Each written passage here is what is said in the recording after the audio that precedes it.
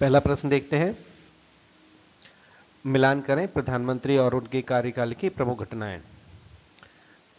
PV Narasimha Rao, इनके कार्यकाल में 73वां एवं 74वां संविधान संशोधन हुआ था। मोरारजी देसाई, इनके कार्यकाल में 44वां संविधान संशोधन हुआ था। अटल बिहारी वाजपेयी जी के टाइम में पोखरण परमाणु परीक्षण और इंदिरा गांधी जी के टाइम में 42वां संविधान संशोधन हुआ था। तो इसलिए इस प्रश्न का सही उत्तर है विकल्प ए। अगला प्रश्न देखते हैं। कथन एवं कारक दिए गए हैं। भारत का प्रधानमंत्री मंत्रिपरिषद का वास्तविक प्रमुख होता है। और राष्ट्रपति अपनी कार्यकारी शक्तियों का प्रयोग केवल प्रधानमंत्री के नेतृत्व वाली मंत्रिपरिषद की सलाह पर कर सकता है। केवल प्रधानमंत्री के नेतृत्व वाली मंत्रिपरिषद की सलाह पर ही अपनी कार्यकारी शक्तियों का उपयोग कर सकता है।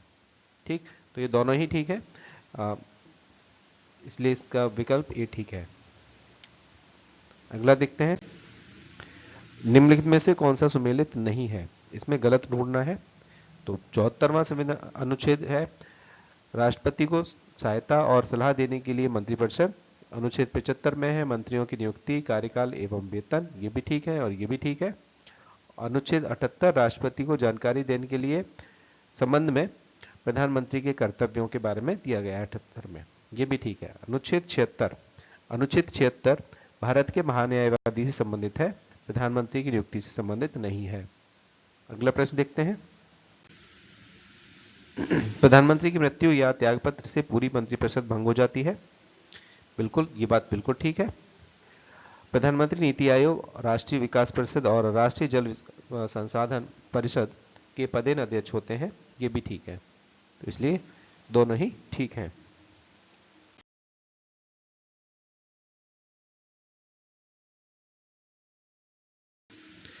निम्नलिखित प्रधानमंत्रियों और उनके कार्यकाल के कालानुक्रम विभजित कीजिए। Chandrashekhar, V P Singh, D H. Devegowda, I K. Gujral. तो इन सभी के बारे में जानेंगे। सबसे पहले चंद्रशेखर 1990 से लेकर 91 तक रहे थे। वीपी सिंह जी रहे थे 1989 से 90 तक। एच.डी. देवगौड़ा ये रहे थे 1996 से लेकर 97 तक। और आई.के. गुजराल रहे थे 1997 से लेकर 98 तक। तो सबसे पहले इनमें से जो कार्यकाल आता है वो आता है वीपी सिंह जी का, यानी कि 2, और इसके बाद आता है चंद्रशेखर जी का। तो इसलिए विकल्प बी ठीक है। अगला प्रश्न देखते हैं।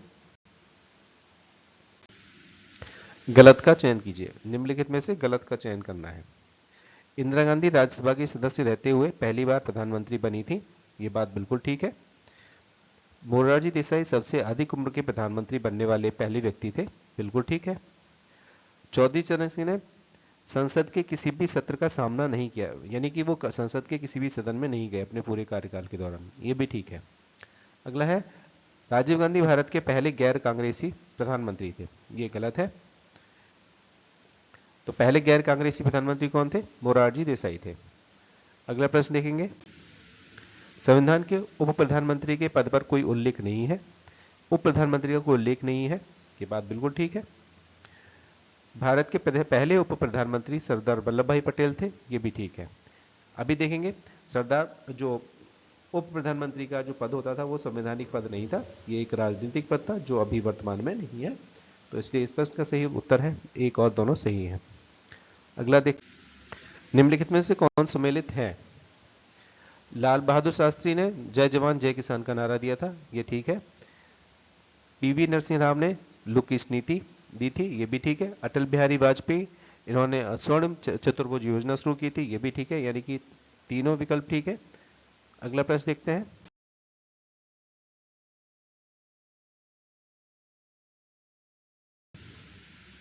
जवाहरलाल नेहरू, यानी मिलान करना है प्रधानमंत्री और उनके समाधि स्थल से। ठीक, तो जवाहरलाल नेहरू का समाधि स्थल है शांति भवन, शांतिवन। और लाल बहादुर शास्त्री जी का समाधि स्थल है विजय घाट। इंदिरा गांधी का समाधि स्थल है शक्ति स्थल। चौधरी चरण सिंह है किसान घाट। तो इसलिए इस प्रश्न का सही उत्तर है विकल्प डी। दोबारा देख लेते हैं। जवाहरलाल नेहरू का शांतिवन, लाल बहादुर शास्त्री का विजय घाट, इंदिरा गांधी का शक्ति स्थल, चौधरी चरण सिंह का किसान घाट। अगला प्रश्न देखेंगे। कोई भी व्यक्ति बिना संसद के सदस्य बने 6 माह तक प्रधानमंत्री रह सकता है? बिल्कुल ठीक है। संविधान के अनुसार मंत्रिपरिषद की शपथ लेने के 6 माह के भीतर संसद के किसी सदन की सदस्यता लेना अनिवार्य है। ये भी ठीक है, यानी दोनों ही कथन और कारक ठीक है। यानी कि अगर कोई व्यक्ति प्रधानमंत्री बनता है और तो उसे 6 महीने के अंदर संसद के किसी न किसी सदस्य की सदस्यता लेना अनिवार्य होगा। अगला प्रश्न देखते हैं। भारत का निर्वाचन आयोग एक स्थायी एवं स्वतंत्र निकाय है। बिल्कुल ठीक बात है। यह पंचायतों और नगर पालिकाओं का चुनाव भी संपन्न कराता है। ये नहीं कराता, पंचायत और नगर पालिकाओं का चुनाव कराता है राज्य निर्वाचन आयोग। राज्य निर्वाचन आयोग, ठीक है। तो इसमें केवल पहला ठीक है। अगला देखेंगे। निम्नलिखित में से कौन सुमेलित नहीं है? तो बाकी तो सही सुमेलित होंगे, एक गलत होगा। अनुच्छेद 324 निर्वाचन आयोग की स्थापना, बिल्कुल ठीक है। अनुच्छेद 325 धर्म, मूलवंश, जाति या लिंग के आधार पर भेदभाव पर निषेध, ये भी ठीक है। अनुच्छेद 326 वयस्क मताधिकार, ये भी ठीक है। अनुच्छेद 329 ये है चुनावी मामलों में अदालत के हस्तक्षेप को रोक से, ठीक है। ये इसका मुख्य चुनाव आयोग की पदावधि से संबंधित नहीं है। इसमें होता है चुनावी जो मामले होते हैं उसमें अदालत हस्तक्षेप नहीं करेंगी, ठीक है। अगला प्रश्न देखेंगे। प्रथम चुनाव आयुक्त, प्रथम चुनाव आयुक्त कौन थे? सुकुमार सेन थे, तो इसका ये ठीक होता है। प्रथम महिला मुख्य चुनाव आयुक्त ये कौन थी? वीएस नामदेवी। मतदान की आयु 21 से 18 वर्ष कब की गई थी? ये की गई थी 61वें संविधान संशोधन द्वारा। 1992 केरल विधानसभा चुनाव हुए थे, इसमें क्या हुआ था? ईवीएम का प्रथम बार प्रयोग हुआ था, ठीक है, प्रथम बार प्रयोग। तो इसलिए इस प्रश्न का सही उत्तर है विकल्प बी, ए का दूसरा और सी का चौथा, ठीक है। अगला देखेंगे। सही का चयन कीजिए मुख्य चुनाव आयुक्त के बारे में। तो इनकी नियुक्ति राष्ट्रपति द्वारा की जाती है। बिल्कुल, मुख्य चुनाव आयुक्त की नियुक्ति राष्ट्रपति द्वारा की जाती है। इनका कार्यकाल 6 वर्ष या 65 वर्ष की आयु जो भी पहले होता है, ये भी ठीक है। इन्हें उसी प्रक्रिया से हटाया जा सकता है जैसे सर्वोच्च न्यायालय के न्यायाधीश को, बिल्कुल ये भी ठीक है। तो इसमें तीनों ही विकल्प ठीक हैं। मुख्य चुनाव आयुक्त की नियुक्ति राष्ट्रपति द्वारा की जाती है और इनका कार्यकाल 6 वर्ष या 65 वर्ष की आयु तक होता है और इनको उसी प्रक्रिया से हटाया जा सकता है जैसे सर्वोच्च न्यायालय के न्यायाधीश को। अगला प्रश्न देखेंगे। 1989 से पहले निर्वाचन आयोग एक सदस्यीय निकाय था, ठीक है। 61वें संविधान संशोधन के बाद काम का बोझ बढ़ने के कारण इसे 3 सदस्यीय बना दिया गया, तो दोनों ही ठीक है। मतदान की आयु घटने यानी कि 61वें संविधान संशोधन से मतदाता बढ़ गए थे। जब 61वां संविधान संशोधन हुआ था इस टाइम में क्या हुआ था? मतदाता बढ़े थे और इसकी वजह से काम का बोझ भी बढ़ा था, इसलिए आयोग को बहुसदस्यीय बनाया गया था। अगला प्रश्न देखेंगे। गलत का चयन करना है। ईवीएम का पूरा नाम इलेक्ट्रॉनिक वोटिंग मशीन है, बिल्कुल ठीक है। इसमें गलत का चयन करना है, इसमें से एक गलत होगा। वीवीपैट का पूरा रूप voter variable paper audit trial है, ये भी ठीक है। राष्ट्रीय मतदाता दिवस 26 जनवरी को मनाया जाता है, ये गलत है। 26 जनवरी को नहीं मनाया जाता, ये मनाया जाता है 25 जनवरी को। चुनाव आचार संहिता चुनाव की तारीखों की घोषणा के दिन से लागू होती है, बिल्कुल ठीक है। अगला प्रश्न देखेंगे। मिलान करें राजनीतिक दल और उनके चुनाव चिन्ह। बहुजन समाज पार्टी, इसका चुनाव चिन्ह है हाथी। भारतीय जनता पार्टी कमल। राष्ट्रवादी कांग्रेस पार्टी, इसका है घड़ी। और भारतीय राष्ट्रीय कांग्रेस हाथ का पंजा। तो इसलिए इस प्रश्न का सही उत्तर है विकल्प सी। अगला देखेंगे। इनमें से सम्मिलित नहीं है, इसमें गलत का चयन करना है। परिसीमन आयोग के अध्यक्ष कौन? मुख्य चुनाव आयुक्त होते हैं या रिटायर्ड जज होते हैं। तारकुंडे समिति किस से संबंधित है? चुनाव सुधार से संबंधित है, ये भी ठीक है। दिनेश गोस्वामी समिति, ये ईवीएम के प्रयोग की सिफारिश की थी।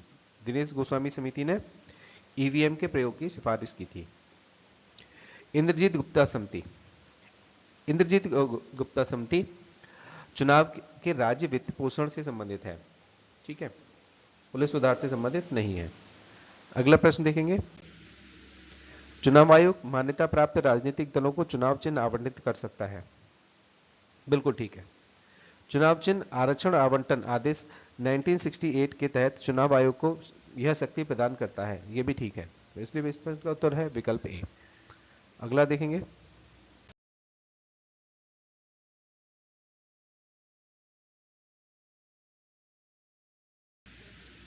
भारत में चुनाव के दौरान नोटा पहली बार प्रयोग किस वर्ष विधानसभा चुनाव में किया गया था? कब प्रयोग किया था सबसे पहले? ये किया था 2013 में। तो ये सबसे पहले 2013 में 5 राज्यों में किया था। अगला प्रश्न देखते हैं,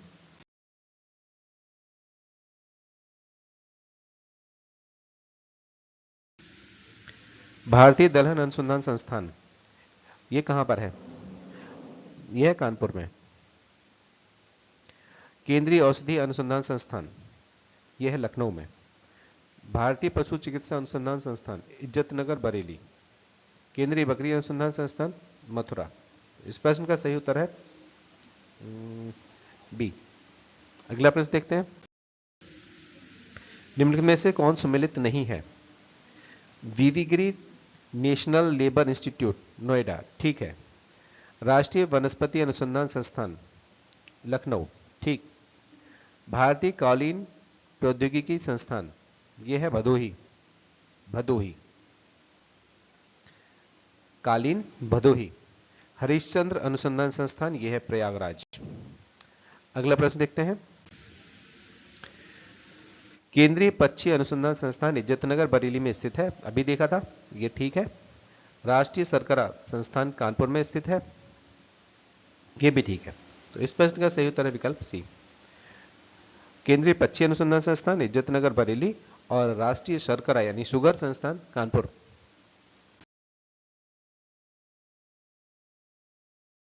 अगला, Indian institute of sugar cane research ये कहां पर है? यह है Lucknow. Indian institute of sugar cane research है Lucknow. Indian institute of handloom technology यह है बनारस। पान अनुसंधान महोबा और केंद्रीय लुगदी एवं कागज अनुसंधान संस्थान सहारनपुर। तो इस प्रश्न का सही उत्तर है विकल्प ए। अगला देखते हैं, उत्तर प्रदेश कृषि अनुसंधान परिषद कहां पर है? लखनऊ, ये ठीक है, कृषि अनुसंधान परिषद लखनऊ में है। भारतीय चारागाह एवं चारा अनुसंधान संस्थान झांसी। केंद्रीय कांच एवं सिरेमिक अनुसंधान संस्थान का प्रसार केंद्र खुर्जा बुलंदशहर, ये भी ठीक है। राष्ट्रीय बीज अनुसंधान एवं प्रशिक्षण केंद्र गोरखपुर में नहीं है, ये बनारस में है। राष्ट्रीय बीज अनुसंधान एवं प्रशिक्षण केंद्र बनारस। अगला प्रश्न देखते हैं, गोविंद बल्लभ पंत सामाजिक विज्ञान केंद्र यह है प्रयागराज। भारतीय चमड़ा रंगाई एवं जूता संस्थान यह है कानपुर। गन्ना शोध परिषद शाहजहांपुर और राष्ट्रीय उद्यमिता एवं लघु विकास संस्थान नोएडा। तो इसलिए इस प्रश्न का सही उत्तर है विकल्प ए। अगला प्रश्न देखते हैं, उत्तर प्रदेश में leather technology park Banthra Unnao में स्थित है, ठीक है। कानपुर और उन्नाव चमड़ा उद्योग के लिए प्रमुख केंद्र हैं, ये भी ठीक है। अगला देखेंगे,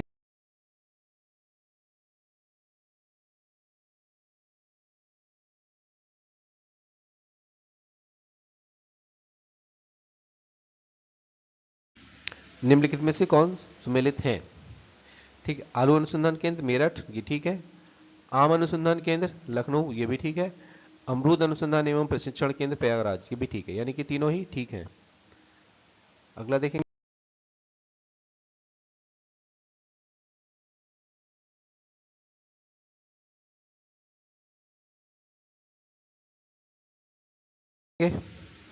बायोटेक्नोलॉजी पार्क उत्तर प्रदेश के किस शहर में स्थित है? बायोटेक्नोलॉजी पार्क है लखनऊ में। अगला प्रश्न देखें,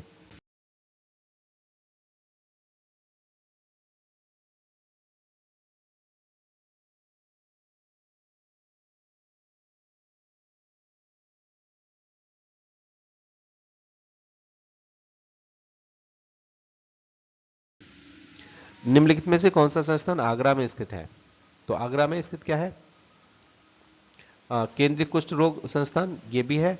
एग्रो प्रोसेसिंग जोन, ये भी है। तो ए और बी दोनों ठीक है। अगला प्रश्न देखेंगे,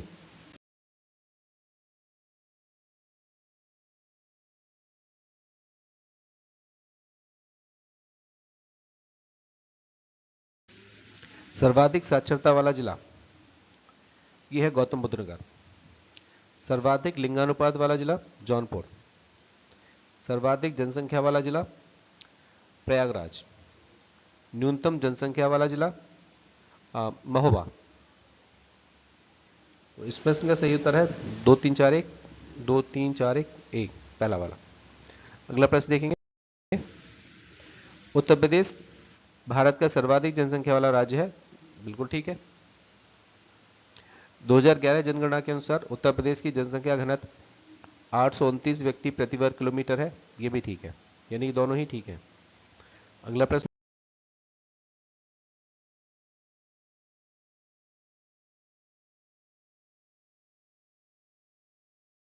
देखेंगे, निम्नलिखित में से कौन सुमेलित नहीं है?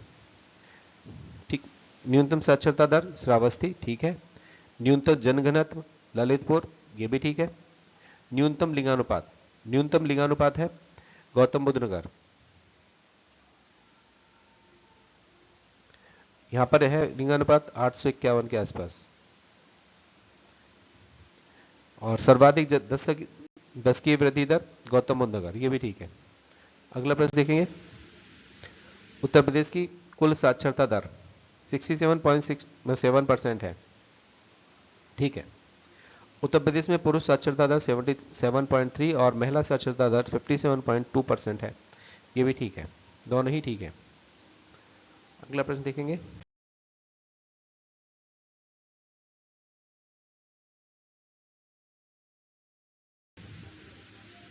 सर्वाधिक शिशु लिंगानुपात 6 से 7 वर्ष किस जिले में है? तो इस प्रश्न का सही उत्तर है, और इसका सही उत्तर है सर्वाधिक शिशु लिंगानुपात, यह है बलरामपुर। और न्यूनतम शिशु लिंगानुपात बागपत, और सर्वाधिक एसटी यानी शेड्यूल्ड ट्राइब्स, ये है सोनभद्र में, और सर्वाधिक एससी जनसंख्या है सीतापुर में, ठीक है। तो इसका सही उत्तर है विकल्प बी। अगला प्रश्न देखेंगे, उत्तर प्रदेश में नगरीय जनसंख्या का प्रतिशत लगभग 22.3% है, इसमें गलत का चयन करना है, ये ठीक है। सर्वाधिक स्लम यानी मलिन बस्ती जनसंख्या वाला राज्य उत्तर प्रदेश है, ये गलत है। सर्वाधिक स्लम बस्तियां जो है महाराष्ट्र में है। और यूपी की बात करें तो यूपी में एक शहर है मेरठ, उत्तर प्रदेश में है मेरठ।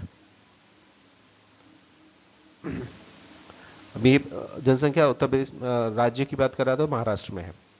सर्वाधिक ग्रामीण जनसंख्या वाला जिला प्रयागराज है, बिल्कुल ठीक है। और सबसे कम एसटी जनसंख्या वाला जिला बागपत है, ये भी ठीक है। अगला प्रश्न देखेंगे, उत्तर प्रदेश के जौनपुर जिले का लिंगानुपात 1024 है, यह ठीक है। जौनपुर में महिलाओं की संख्या पुरुषों से अधिक है, यह भी ठीक है, यानी कि दोनों ही ठीक है। वीडियो खत्म होने को है, कुल 40 प्रश्न को हमने सम्मिलित किया था। अच्छा लग रहा है तो सब्सक्राइब कर लीजिए और शेयर भी कर सकते हैं, लाइक कर सकते हैं, ठीक है। ऐसे ही वीडियो मिलते रहेंगे। अगला देखेंगे,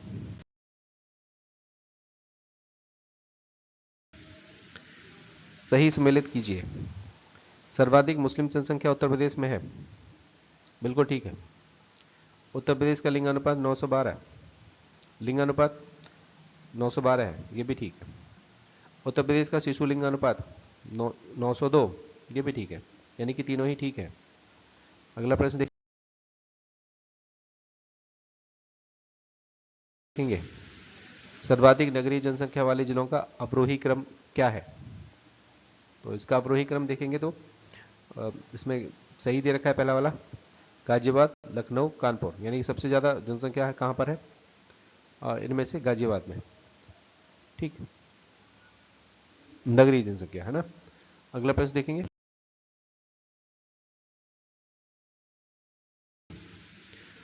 उत्तर प्रदेश के किस जिले में अनुसूचित जनजाति यानी एसटी शेड्यूल ट्राइब की जनसंख्या शून्य यानी नगण्य है? तो ये कहां पर है? अयोध्या और जालौन।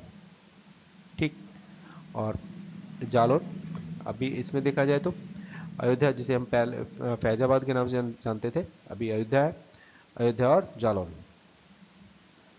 ठीक है, इसी तरह के वीडियो प्राप्त करने के लिए चैनल को सब्सक्राइब कर सकते हैं और सभी को शेयर कर सकते हैं। ठीक है।